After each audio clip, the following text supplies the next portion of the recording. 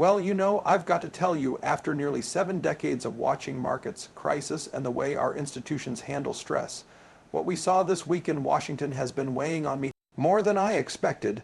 Two members of the West Virginia National Guard, young men doing their duty in the nation's capital, gunned down without warning near their patrol post. That's not just another headline. That's a nation seeing cracks in the very systems that are supposed to protect both regular folks and the people sworn to protect them. And from where I sit, having lived through everything from the Cold War to 9/11 to the 2008 meltdown, this one has a particular kind of sting. It tells me something is off in the way we're handling national security and immigration vetting, and that carries risks far beyond one terrible incident. Now, let me walk you through what's actually happening here because the details matter. They always matter. On Tuesday, the 25th of November, 2025, officials confirmed the shooting was a targeted ambush. The suspect, an Afghan national, entered the United States under humanitarian parole during the 2021 Kabul evacuation, one of the largest emergency airlifts in American history. According to the report, he later received asylum earlier this year. Federal agents say he stepped out from behind a building and opened fire, striking both service members before officers wounded him and took him into custody. President Donald Trump, in a recorded address this afternoon, labeled the attack an act of terror, ordered a full review of every Afghan case file from the 2021 evacuation, and authorized 500 additional troops to bolster security around the capital. And here's the statistic that really sticks with me.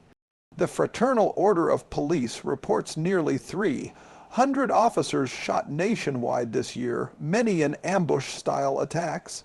Can you imagine that? Nearly 300. Now, here's what that actually means for regular Americans. The 2021 evacuation under Operation Allies Welcome brought over 70 Afghan nationals into the United States. Many vetted under extreme time pressure. Military officials testified back in 2022 that they lacked the capacity for full interviews or complete background checks. So what we're seeing now is the collision of two forces: a humanitarian crisis demanding speed, and a national security system that fundamentally depends on thoroughness. Those two things rarely coexist peacefully. And when they collide, well, the fallout can affect everything from homeland security to political trust to the operating environment for businesses and financial markets. That's not an exaggeration, and that's just the truth as I see it. This isn't the first time we've seen immigration bottlenecks or vetting failures create policy shocks. I've been investing for more than 50 years, and I remember the aftermath of the 1980 Mariel boat lift when 125,000 Cubans arrived in Florida in a matter of months. The government scrambled to process them, and while most were working people fleeing hardship, the small percentage with criminal backgrounds ended up influencing policy debates for a decade. In 2001, before the September 11 attacks, we had documented failures in information sharing between CIA and FBI about known suspects. After the attacks, those failures weren't just considered bureaucratic glitches. They were systemic risks with massive economic consequences.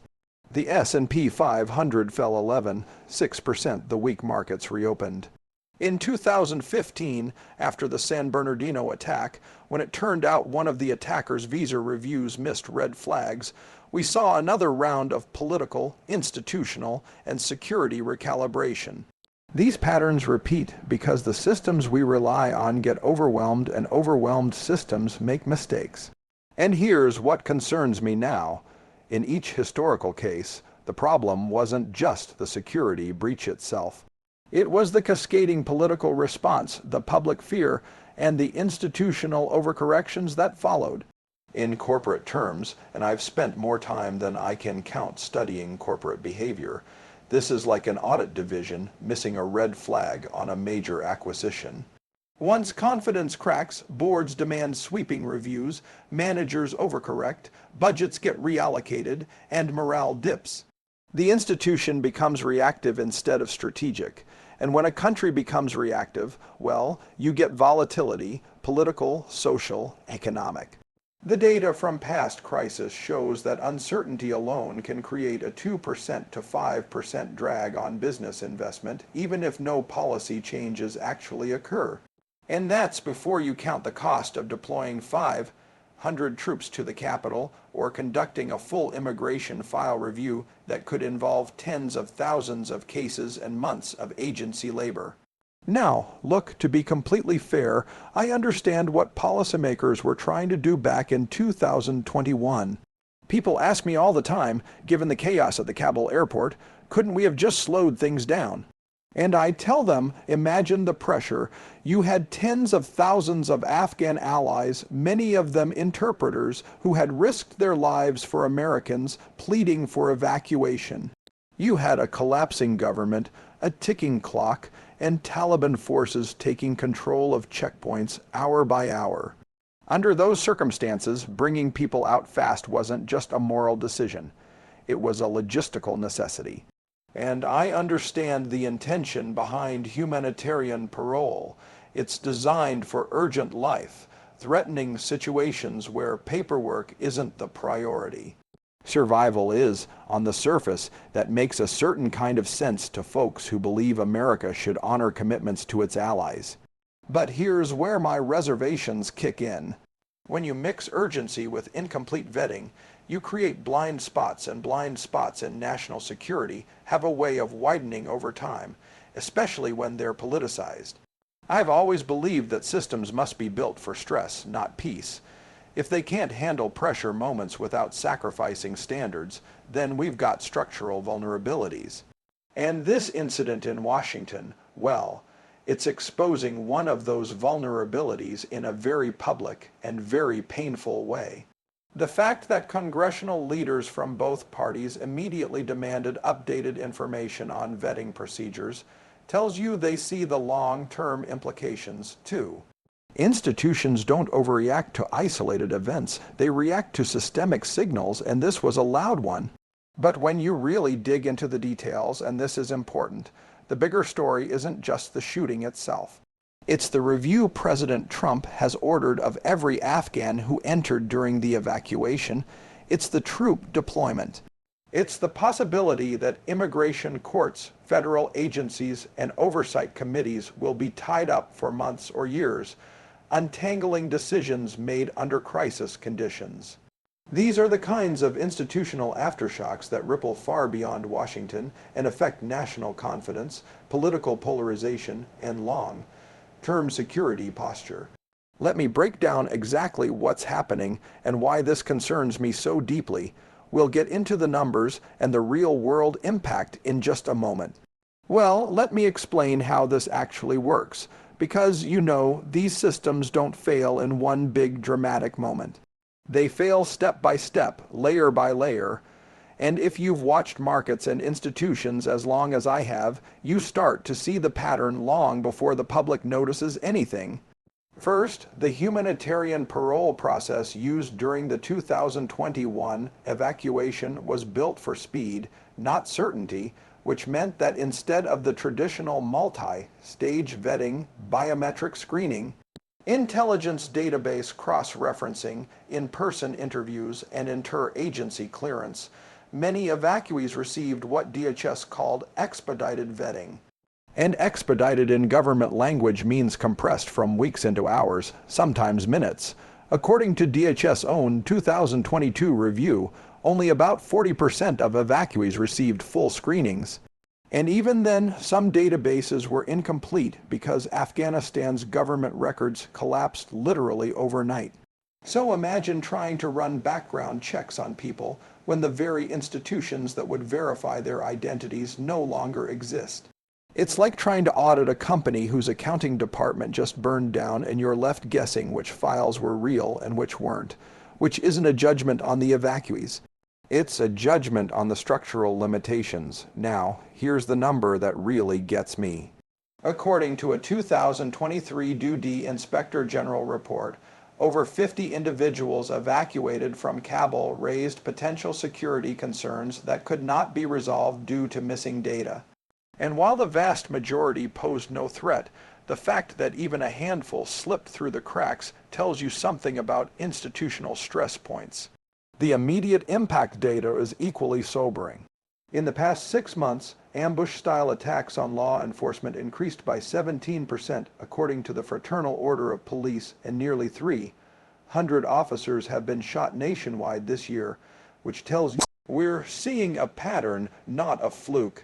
And when you combine that with a politically explosive incident involving a recent asylum recipient, well, you've essentially created the perfect storm for policy overreaction, budget shifts, and institutional turbulence. Projected impact data from DHS analysts suggests that a full case-by-case review of every Afghan parolee roughly 70 0+ files could take 18 to 36 months, require hiring or reallocating 800 personnel, and cost upwards of $600 million. And can you imagine that? Hundreds of millions just to recheck work we supposedly completed already. And this is where the ripple effect deepens. For a middle-class family in Ohio making $72,000 a year, that kind of federal resource diversion means delays in immigration processing for relatives abroad, longer TSA lines during travel, slower background checks for firearm purchases, and even delayed business licensing approvals because federal agencies share personnel pipelines.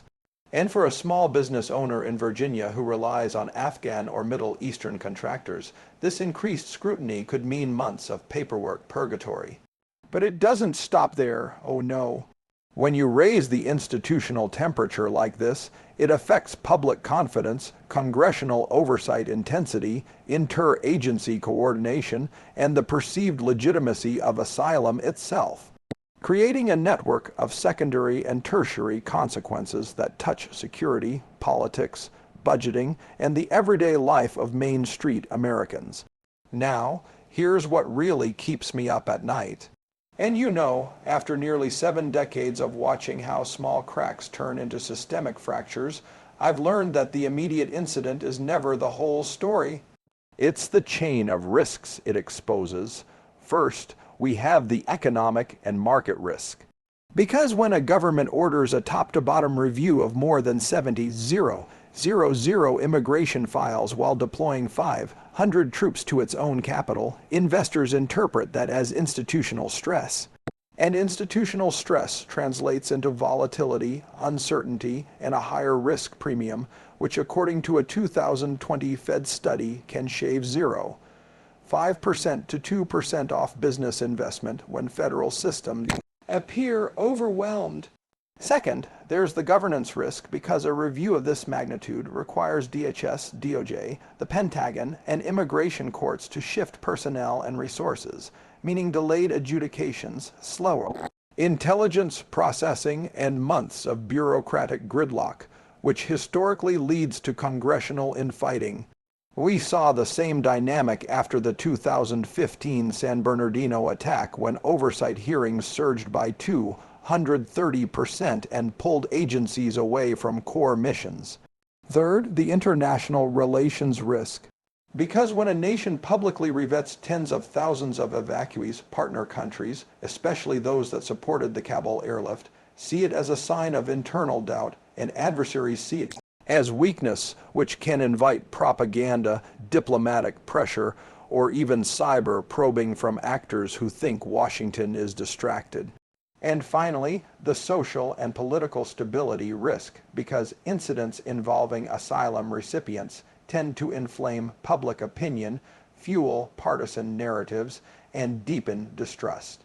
And if you think that doesn't carry long-term consequences, look back at the 2016-2020 period when immigration policy uncertainty contributed to a 25% spike in public perception of institutional dysfunction. And listen, when you punch somebody in the nose, they tend to punch back, and that's exactly what we're already seeing.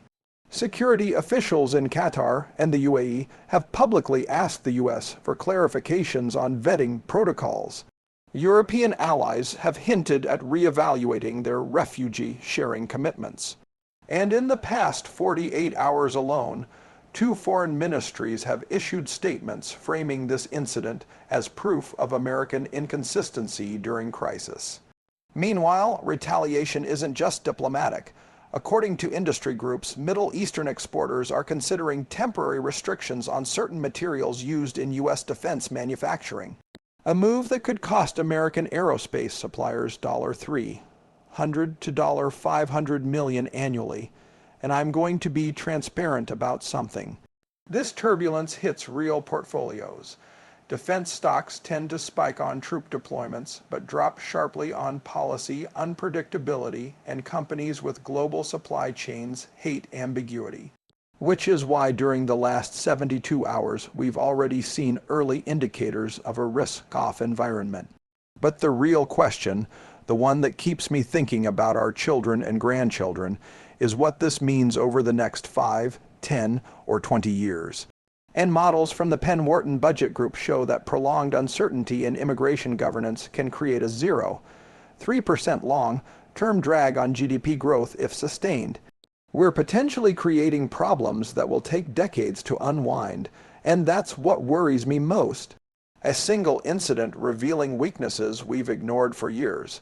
Now, to be completely fair, and you know, I try to be fair even when my concerns run deep. There is another side to this whole situation, and I want to steal.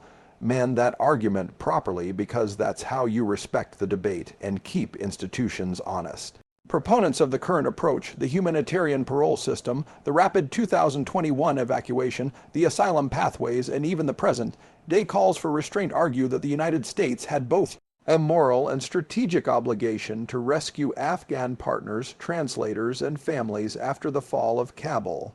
And they'll tell you that without the lightning-fast evacuation, thousands of people who risked their lives helping American troops would have been executed by the Taliban.